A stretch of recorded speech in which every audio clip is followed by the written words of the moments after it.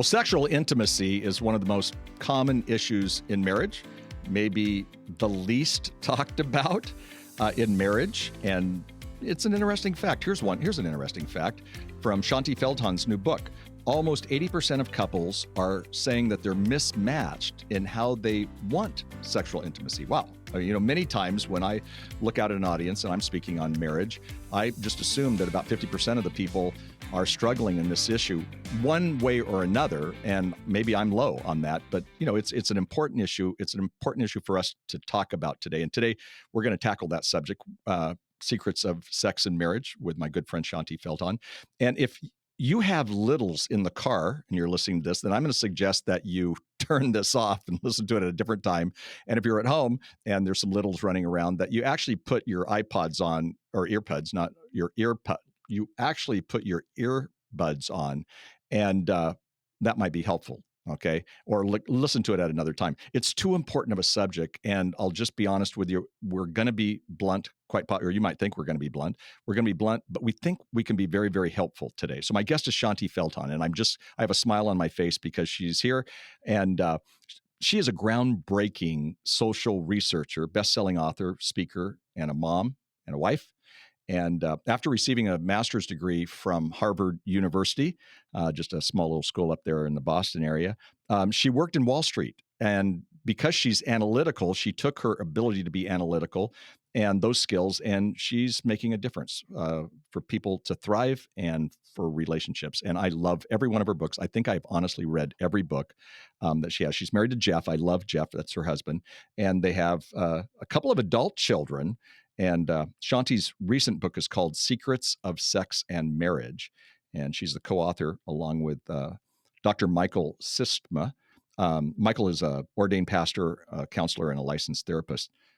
Like I said, Shaunti is one of my favorite people, but she's also my favorite Christian researcher. And I've got some friends. We have mutual friends who are researchers. So I'm saying that, in a big way. Shaunti, thanks so much for coming on the podcast. Oh my gosh, I'm so thrilled to be with you. Well, it's great to be with you. I have to tell you a story at the beginning, though. So last night I was speaking to a group of parents, and then I came home, and Kathy has been doing a Bible study for about 15 years, and she had all of her friends there and all the women from the Bible study, and they'd had a big Italian meal, and one of the women was leaving, so they're doing the three good things and all giving gifts, and there was some emotion in this. And I'm sitting in the other room, I can kind of hear it, but I'm reading your book, Secrets of Sex and Marriage, for the second time, and I'm doing my work and not paying any attention. Well, the thing was over and I missed it, and she came out. And then others started coming out and said, "Hey, hi, Jim. Bye, Jim." And I realized I had your book, and it actually got awkward for me. I speak on this subject, and I'm like, "Oh my gosh, maybe it was embarrassing for Kathy, or whatever." She didn't care. I'm going to hide the title Yeah, of the exactly. book. But Yes. it was awkward. Why is it awkward to speak about something so important and so God-given as sexual intimacy? That is the question of the ages, right? When it comes to marriage, one of the reasons, because you'd think like, okay, it's awkward to talk to other people about it. Yeah. Right. And it's because it's so sensitive and so sacred Yeah. and so personal, so maybe it should be awkward to some degree to raise something that's so sacred for the two of you outside your marriage. Not that you shouldn't, but that's, it's good to be attuned to that. Sure. Within your marriage, why is it awkward? When we were doing the research for this, because this was about a 3-year study, one of the things that we found is that everybody gets this like look on their face when you talk about this topic. And when I go, what's that look? Right? Like what? And the response that was very common is, because I think I'm going to need to talk about technique. Isn't that And there's this huge relief that actually comes when I say, look, the communication in this topic, what we found that matters. Okay, there's maybe a place for that. I don't know. I'm not the sex therapist. That's Dr. Seitzma. I'll let him talk about that. Right. But most of the time, it's actually about stuff that has nothing to do with that. It's all the needs and fears and worries and expectations that have nothing to do with that. And that some matter. of that, I know that I speak a lot of times on talking to your children about healthy sexuality, and I always open this way. I go, "How many of you received good, positive, healthy sex education from your parents?" And if the room has 400 people in it, like 9 people raise their hand, right? Yeah. And so one of the reasons might be because nobody really talk to us about this. And so we didn't have safe people. Our parents a lot of times weren't safe. Some were, Yeah. but maybe that just carries over now in relationships. I don't know. Now, you talked about this study, and the study was called the Marriage Intimacy Study, and you did it for 3 years. Yeah. Really an incredible research project that you did. And there were some surprises. What were just a few of the surprises for you from that study, that just as a researcher that you didn't see coming? Because you've written other things on sexuality. I love Mhm. all of that. Yeah. But this was different. This had a different feel to it. And there were some surprises even for you. There were. And now I should say nothing surprised Dr. Seitzma, right? Seriously.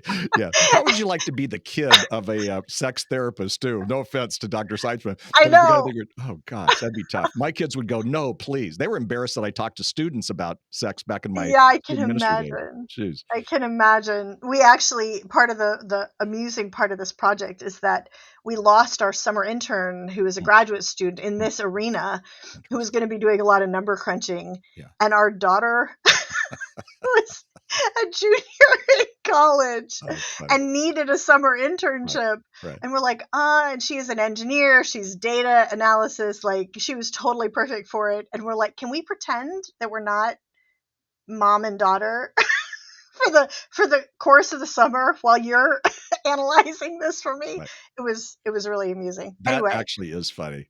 yeah. Oh, So, but when you ask about the surprises, oh my word, even things that we had studied a bit before, like some of the things that we had put in for women only and for men only.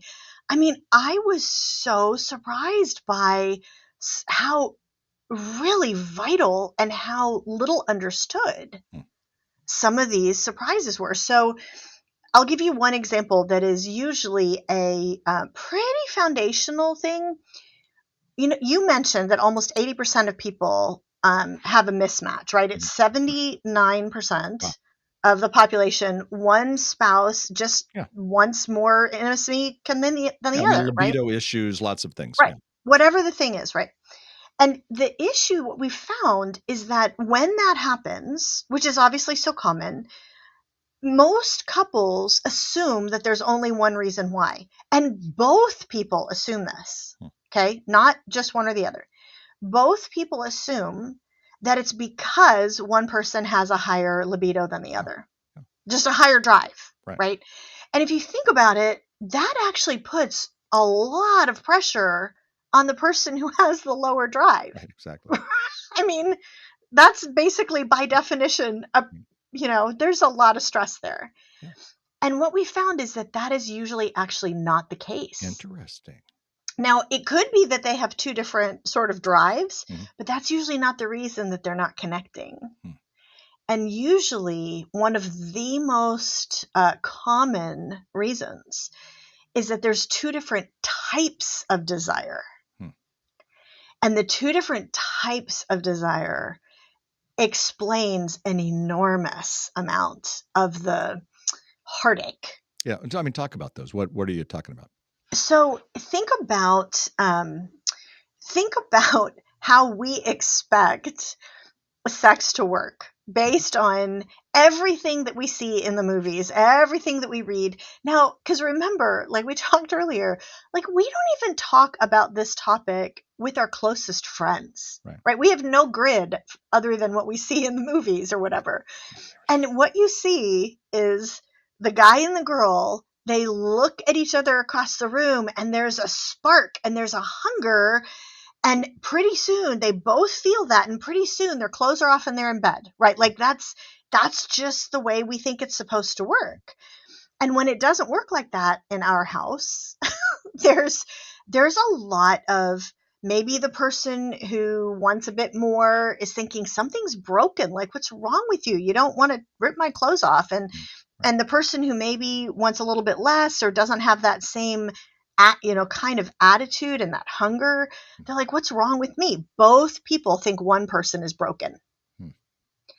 And instead, what we found is that kind of Hollywood view, that is one type of desire called intentional desire. You could call it initiating, intentional, whatever. We call it initiating desire. In the book, you talked about another desire too. but that's the second type. And the Yeah. second type is called receptive desire. And here was what just threw me, even though I've been working with this kind of arena for 20 years, right? I did not know until this project Hmm. that receptive desire works physiologically in the reverse order. Hmm. The person with receptive desire, which by the way is 73% of women, Interesting. okay? Big number, right? The person with receptive desire, they don't feel that same sense of hunger. They Hmm. don't feel that. Instead, they're making a decision Hmm. to get engaged with their spouse in that way. Hmm. Now, knowing that it's, going to be good eventually, and, this isn't coercion, and this is just, I know because of how such and such is wired. This is just how it's going to work. Right. So that person who has receptive desire, they make a decision. And then as they start getting engaged with their spouse, assuming that it's a positive experience and all of that, then their physiology starts getting stimulated. And then they start feeling that sense of desire that maybe their spouse felt 10 minutes ago. Hmm. And that one thing, knowing, oh, this is a physiological difference, is so relieving and empowering and freeing. Yeah. Because it takes it off of the something's broken, and it's like, no, actually nothing's broken. That's really. This is just the way the two of us are wired. Oh, that's very helpful. So many times I think people, they look at the honeymoon as that moment that you described in the movies, and Yeah. might be even. But again, I say to people, over the years, if you do this right, your sexual intimacy will be even much more meaningful as you Yeah. learn to share. And that's one of the things you were talking about. Now, what do you say to the person who is listening, watching on YouTube, and they're struggling. I mean, and they have some Mhm. past issues. I mean, it could be anything from sexual abuse, as so many of the women that you Of work course. with when you're Yeah. speaking at a women's conference. It could be sexual abuse, it could be baggage, it could be so many other issues, maybe deep heartache from something that had taken place in the marriage. What do you Absolutely. say to them? I mean, is there hope for them? Oh, so much hope. One of the things that was it was so encouraging when Jeff and I were doing a bunch of the interviews. Jeff, my husband, Mhm. and I were doing a bunch of the interviews for this. And I I should explain how we did the interviews just really briefly, because it's one of these topics that you don't talk about again. And so the way we did it, in order to get kind of candid, like honest responses from couples, is we actually did them anonymously over Zoom with their cameras blacked out. Hmm. So like Very our good. cameras were on so they could see us and talk to us, but theirs was blacked out and they had a fake name, right? Like, so Wanda and Vision or Right. Farm Boy and Buttercup, right? Like they chose a name. I want to be And Buttercup if I ever get in any of your ha, research. yeah. I've never been And Buttercup. but one of the things that we heard that was so encouraging is that there were several of these couples that were part of this anonymous data set that had gone through really, really significant heartache. We had a much higher than in the general population percentage of people who had had sexual abuse, etc., in their past, some significant abuse or dysfunction. And because it was a higher number than we were expecting to go, oof, like, how are we going to manage the data analysis because that's not representative? And, we just didn't know. And I was concerned that it would end up being discouraging, like some of Right. the stuff that we found in that section of Right. the data before we got to the national, because we eventually do these nationally representative surveys and stuff. But when we actually looked at it, it was the reverse of discouraging, because so many of those couples, what they had to share was that they had come through that and out the other side. Well, that's really neat. And we were asking, what are the little things that matter, right? Like, that's all what we were trying to do, is what are the simple things that you wouldn't know mattered. that really matter, like what we were just saying, that there's these two Yeah. different types of desire. Yeah, no, that's really good. One of the it was interesting as I read through your book. It's actually the second time I've read it because you'd sent it to me when it was just out, and then I looked at Mhm. it again preparing for our conversation. And one of the things that jumped out at me was you say people who are able to talk about sex with their spouse Yeah. tend to have significantly more sex. Yes. Yes. This when we looked at the data and we started crunching again, this was the nationally representative survey.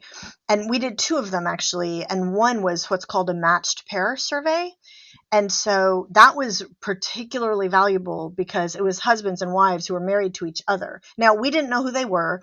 Their answers were independent. They didn't know what each other was answering, but we knew who, husband 31 was married to wife 31. And one of the things that was really surprising, but it's like, okay, this makes sense, is that when that husband and that wife could, in some reasonable way, have a conversation about this topic and have the conversation about what's going on under the surface, for example, and share what really mattered to them and share if, like, I feel like we're not connecting and I don't want to be with you when we're not connected, those kinds of things, Right. they were far more likely, by an order of magnitude, to actually be intimate once a week or more. Yeah. Yeah. And that ended up being an interesting, literally statistically, ended up being an interesting signal of all sorts of other things that came down to, wow, are they talking about it or not? Yeah. Yeah, I Yeah. encourage couples to have to talk, and sometimes it is awkward. It's weird to have because we're not used to it. But I find that when we're looking at developing intimacy, oftentimes emotional intimacy precedes physical intimacy, especially for a woman. So the man has to talk and listen or whatever. But I say if you're not willing to talk about sex, then that's not intimate. But if you do, there's an intimacy about it, even if it's something that you're struggling with. It's Yes. still a good thing to say. I You're, appreciate you saying that. well, Yeah, go ahead. I was just going to say, I mean, think about it. Like, the whole reason it's awkward is that it's so personal. Well, Yeah, you're opening about something that's personal to you, to the right, person who right. cares the most about Yeah, knowing the inner yeah, you. yeah. So You're that's right. the reason that it matters Well, so when you much. say that, even I've been in a small group for 23 years, and I'm a Oh, better that's awesome. husband, father, Christ follower because of these amazing men. We don't talk about sex. I mean, we work Yeah. around it. Yeah. Nobody has like a major issue with it in terms of people. I Well, think you they're don't probably know, quite comfortable. right? No, I Like, you don't don't know, know. Yeah. but I think they're pretty comfortable, with some of the conversation. But we don't talk about. That's a subject that it's not like it's taboo. We could probably talk about it. We just don't. We're a bunch of guys, and yet we're really intimate about other issues that we talk about. Jeff has been in a men's group for a lot of years, and Yeah, he told us when we were starting the research for this, I'm like, do you guys ever, like, right. talking about it? He's like, the closest we get to talking about it is, yeah, there's not a lot of action going on in our house right now. Oh, mm. Right. So, No, what's next on the agenda? no. Like, What's next? Yeah. But what's the other progress? Oh, yeah. You well, got a big business deal going on. But yes, you're right. exactly. It is interesting. Now, I want to talk about atmosphere in a relationship because what people have said to me a lot of times is, I'm not drawn to sexual intimacy because my spouse, male or female, they're so negative. There's Right. tension. They're they're not setting a good atmosphere, the Yeah. tone, the spirit. Yeah. Uh, what do you say to that? Did you see that? Did people say that? Oh, yes, we did. And actually, we've seen this in pretty much all of our research Mm, over 20 years, not just this study. mm, But it's one of those things that you think of it as being primarily about the wife, and it's mm. actually not just Yeah, about the wife. yeah, I had one guy in the research. He said, "Look, my wife criticizes me all day and then wants to be together." And I'm like, "You're emasculating me all day, and then you want me to perform at night? Like, it doesn't work yeah, that way." And I mean, that's a relatively extreme example, yeah, but it happens.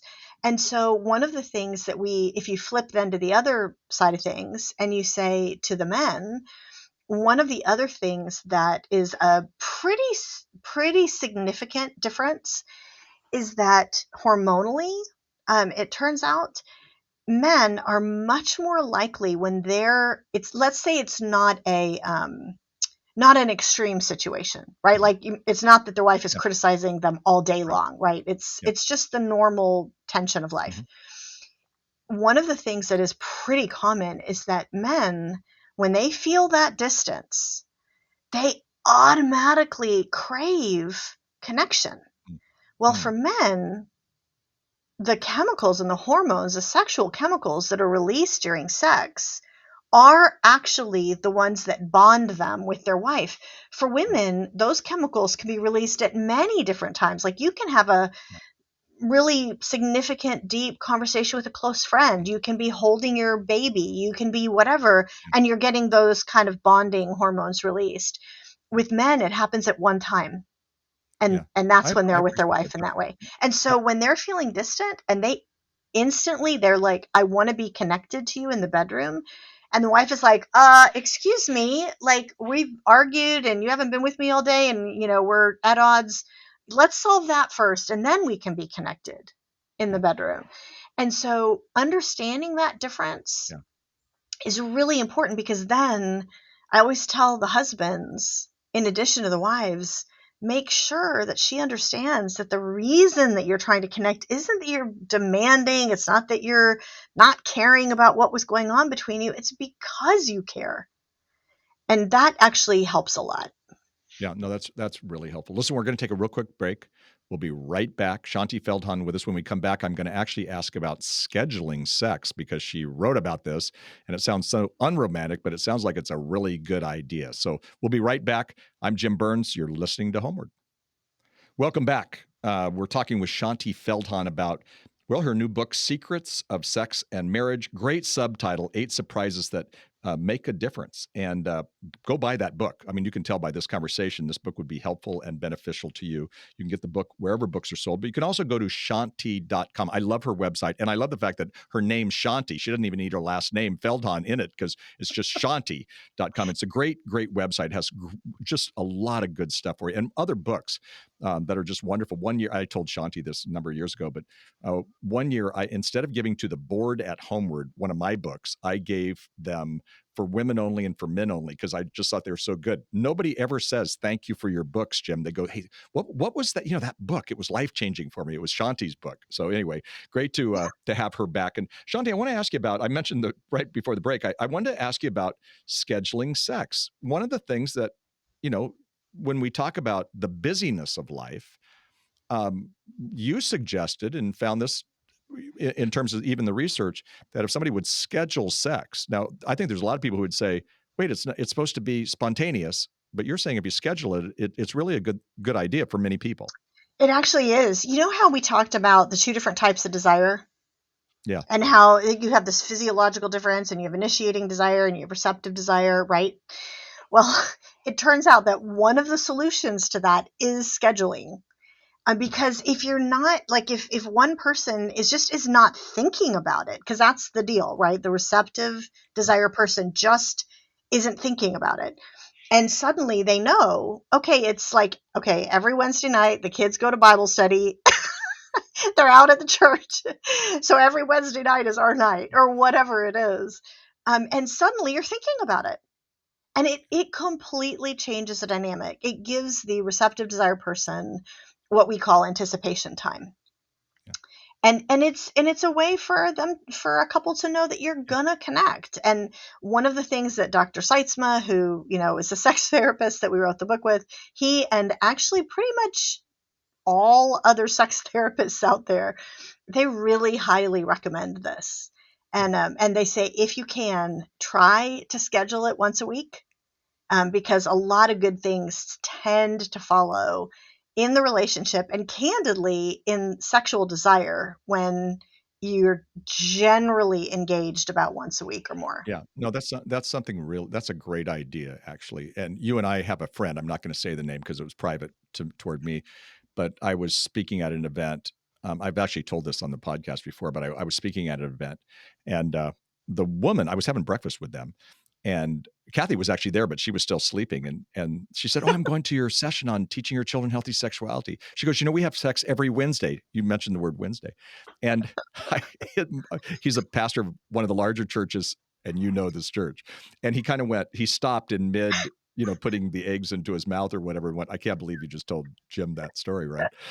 And That's I said, "Well, awesome. tell me about that." But what was interesting is they said, "We look forward to it every time." And I said, wait, I've been at your church Wednesdays. You have 2,000 people in an auditorium where you speak. I'm looking at the pastor, and he goes, "Yeah, you know how I'm always like long-winded? I'm never long-winded on Wednesday anymore." And they just laughed. But that was a neat thing to That see is neat. 5 Yeah. kids later. Yeah. And I even, I said, "Well, why did you?" They go, "I don't even know why we chose Wednesday. It was a good day. So here we go." But anyway, scheduling sex is a great idea. I love this quote by you in the book. It says, "Sex was designed to teach us about God, about ourselves, and about our relationship with each other." Mm. What did that mean? One of the things that was so special about this project and working with Dr. Seitzma is that he's not just a sex therapist, he's a pastor. Yeah. And so he kept wanting to, because I'm like all practical, like I want to help you to communicate around this topic. And he's like, yes, but what does this mean in terms of the heart and our relationship with God and our relationship with one another? Mm, And one of the things that he brought up that I guess I had probably known, had heard in years past, is that when you look at how sexual intimacy is described in the Bible, yeah. and you look at all of the ways that there's actually a sense of, I mean, we all know the connection between Christ and his church and the connection between a husband and wife is sort of paralleled, right? Like Yeah. this idea of really, really intimate connection. And one of the ways it's described in the Old Testament is when it says Adam knew his wife. Mm, yeah. That word is not just a euphemism. It's the word yada in Hebrew. Right. And there is this really powerful thing that's captured with that of we Yeah. know Yeah. one another in the most intimate way possible. Yeah. And that knowing is one of the things that looks like Mm, God designed for us to have this kind of connection that we don't have with anybody else. right. I And love it's that you said that. sacred. Yeah, and I remember reading it in your book, and I kinda smiled because when I was for I wasn't raised in the church, and then when I became a youth pastor, I remember somebody saying this "no," and I had just gotten married to Kathy, and I was like, "Whoa, that is Wow. deep." Yeah. Because that's when we're talking about intimacy, that's what intimacy is. And, when Uh, Jesus even said, "A man will leave his father and mother, be united to his wife." That means yeah, bonded. That means to know your spouse. And, uh, and that's good news because we can it work on it. is. Like you say, you could come from a tough situation and you can learn to know. Somebody once said to me, Neil Clark Warren said to me, who was kind of a mentor in my life. He said, "Communication is a learned trait, and part of sexuality is a communication." And so we can learn to know. I mean, I know Kathy at this stage in our marriage, all these years, a lot better than I knew her at the beginning, and Yeah. and that's in every form. And Yeah. so we sometimes just think of the act of sex, but there's so much more to that. Now, I'm going to take you back about 10 years. This is not with your book, but I we were you were speaking at an event for Homeword, and I took you into a room, and there was another guy there who was also a researcher and a wonderful man, one of my dear friends. And there had been a rumor about, that many years ago or more that, 50% of Christians got divorced and whatnot. And you said, no, no, that's not the case because of your research. Yeah. And I was so happy to hear that. And I want you to tell our listeners what your research said about Christians. Because again, Christians get divorced and Christians have problems all the same. Of course. And sexuality, absolutely. But some of your research from the past, I think blends with what you're doing in this book. It does. Talk about that. You remember the time? I totally remember that. I'm like, I cannot believe you are setting me up to Right. have this Yep. conversation with this guy that I am publicly Yeah. like saying he's kind of being misquoted. He's Yeah. kind of, yeah. I remember that Um, time.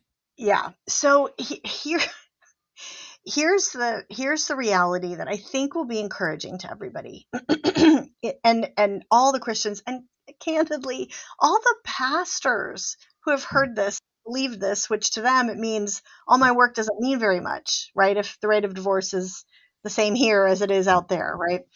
So it turns out that that is based on a major misunderstanding of some data from the Barna Group back mm, 20 something years ago. yeah, um, Everybody thinks that the Barna Group found that Christians divorce at the same rate. Excuse me.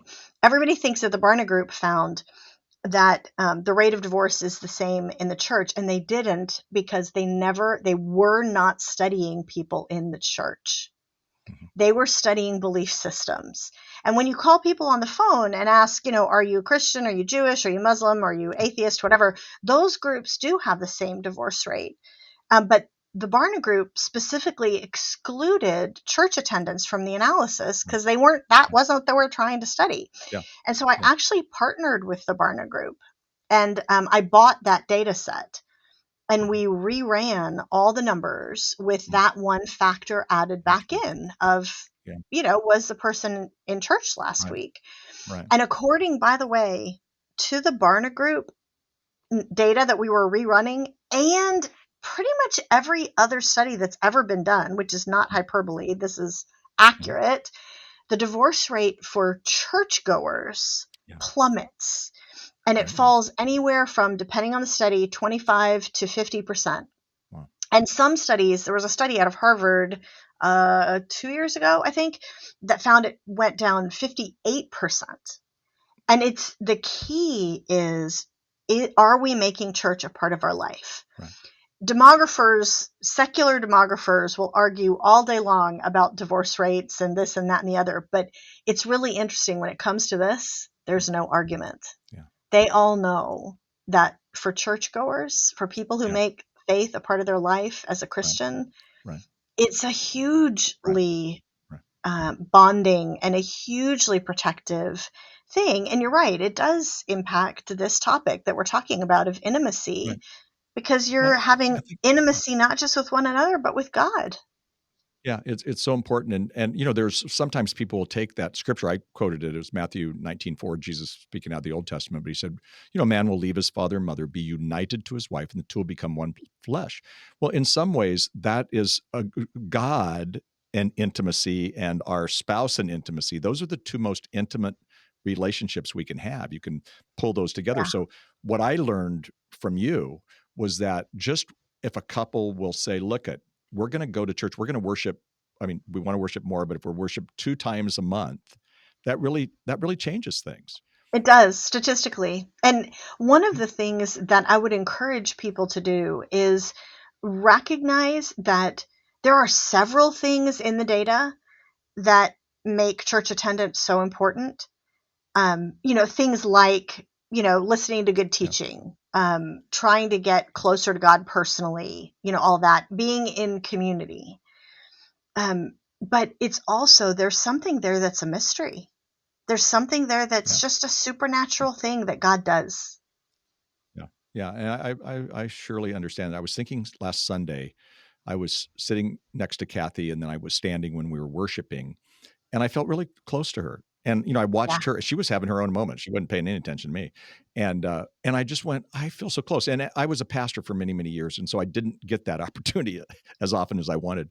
But just being next to her, watching her in her relationship with God and worship, and we go to a Mm, similar church type background that you do, where there's going to be great worship, and I love to worship, but I love doing it with her. And it's yeah. funny because it That's so draws sweet. closer together. Kathy, if she was here and we were talking about marriage, we're going to do a marriage conference here pretty quick together. And she oftentimes says, if you pray together, that's sexy. I don't see that as as sexy, but for her, praying with me is sexy. Okay. And that's a good thing because I don't look all that sexy. But it's interesting how that is. It's one of the 5 sex needs of women in a book called The 5 Sex Needs of Men and Women by Gary Rosberg and his wonderful wife. And I think how interesting that, sexual intimacy and intimacy with God go hand in hand. I want to encourage, many of the people who listen to this, most of them are probably Christians. They know that I'm a Christian, but there's a lot of people who don't. And I want to encourage them to actually, consider leaning into their faith. And I'm not going to say that just because you go to church now, oh, you're going to have great sex spark, back to the movie Right. illustration that Shaunti talked about. But the fact is that it can enhance your relationship. And what's great about it is people like yourself who research this stuff, you have it documented as Yeah. opposed to us just kind of going, oh, go to church, you'll have a better It marriage, and it I does love that. matter. I mean, it just statistically it does. And if I could just give one encouragement, right? You were talking about the actual book, right? One of the things that we encourage people to do, and it helps with all of the above. It helps with all of the issues of what's going on in this under the surface and the intimate life that we have and in our relationship with God and in our relationship with each other. We encourage people to read the book to one another, to like literally Yep. go through it and be like, stop and say, is that true of you? Is that Right. really how you think? Or Yep. you learn, what, actually here the 80% said this, 20% said this. I'm actually in the 20%. That's not accurate of me. I'm Right. a little bit different, and oh, tell me more about that. Mhm. And it is Yeah. so, and it doesn't even have to be our book, but pick a book on this topic, a Christian book written Yeah. by somebody who has like the training, like Dr. Seitzma, the sex therapist, because it Yeah. will help you so much in your communication and your intimacy and your relationship. Yep, I totally agree with you. Kathy and I had that early in our marriage. We read a book by the Penners, who Hmm. Cliff and Joyce, and we read it out loud. We were on our way to a ski trip with kids, but we were in a separate car, and we're laughing, going, "The conversation we're having is really different than the conversation these high school kids are having that we're going to go on." But it was wonderful. And so again, I say you pick up Secrets of Sex and Marriage by Shaunti's. It's a great book and it's a research book. So if you've got a spouse who is analytical or whatever, this is the kind of book you want to read because it gives great research and then it gives the answers. I really appreciate you being with us today, Oh, Shaunti. thanks. Thank you. You're just awesome. I'm going to come back and I want to go through every piece of your content so that our listeners can get that. So thanks so much for being with us. And again, the book is called Secrets of Sex and Marriage, 8 Surprises That Make All the Difference. And you can get it at Shaunti.com, but you can also get it anywhere books are sold and get to know Shaunti. If she's new to you, and she probably isn't to a lot of you, but if she is, then get to know her. She is worth spending time with, following, and really one of the more wonderful people in the universe. Thank you so much, You're so Shaunti. sweet, Jim. Thanks. Hey, before you go, let me just say a couple of things. I want to talk more about sexual intimacy, just kind of review what we've been thinking about, because I think this is so key for us. First of all, and I said it before, but if there is no emotional intimacy in a relationship, then there's really little sexual intimacy. You can have sex and not be intimate. You know that. But I really want to suggest that you make sure that you are not the parent to your spouse and that you're not always correcting them, but literally you're their cheerleader and that you listen. Listening is the language of love. I find that what Kathy thinks is sexy is different than what I think is sexy sometimes, but it's definitely listening, and listening is the language of love. And as I mentioned, the other thing I would just simply say is that make sure you do have time to talk about this. And if this is uncomfortable, so just take a baby step, but have that conversation. Your spouse should be the safest person you can have a conversation with about your intimate relationship. And so I suggest you do that. A couple of other things. One is I want to say that foreplay, when was the last time you heard that word? But foreplay begins before you get to the bedroom. And you know what? You're married, for goodness sakes. Flirt. And it's not just groping men, not groping men, but men groping your wife. But it's actually it is flirting, and it's caring, it's kissing. Studies show that if somebody will kiss for 15 seconds, that plays a big difference. That's intimate. There's even an old movie where the prostitute in the movie said, "Oh, I don't kiss my clients. I'll have sex with them, but kissing is way too intimate."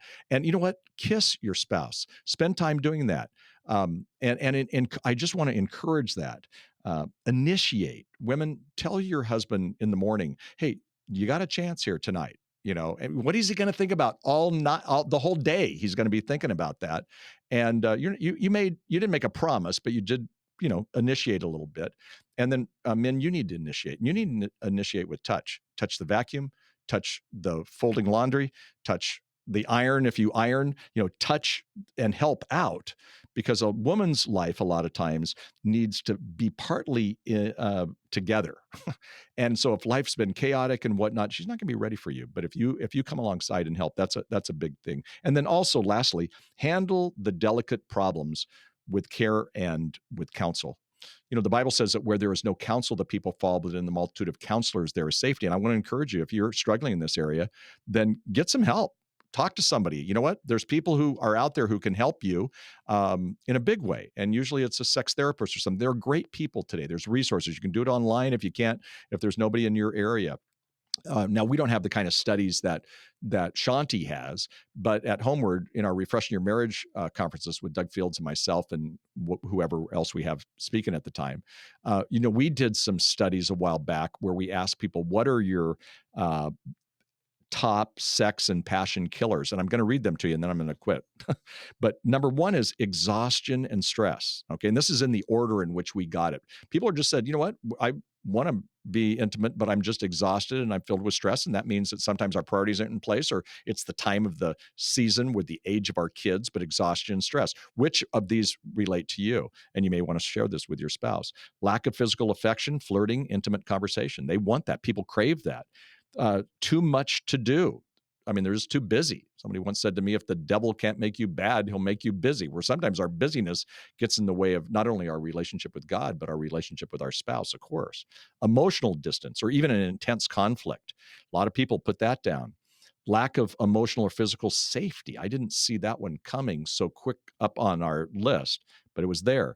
Feeling underappreciated, negativity, constant criticism, and was another one, of course. And then the plumbing wasn't working. You know what's the good news about all this is all of those sex and passion killers can be worked on and can improve, but you're going to have to lean into it. You're going to have to humble yourself. You're going to have to put yourself out there and have that conversation. Well, it's been a great podcast. It's been so wonderful to have Shaunti with us. One woman wrote us recently and said this: you were mentoring me through difficult time in my marriage and family. That's what we want to do. Thank you for writing that. You can always go to our voice line and ask a question, or you can make a comment. You can write us at Homeword, info@homeword.com. And we'll read it all and we'll listen to it all. So again, thanks so much for being a part of this podcast. And until next time, I'm Jim Burns. Thanks for listening.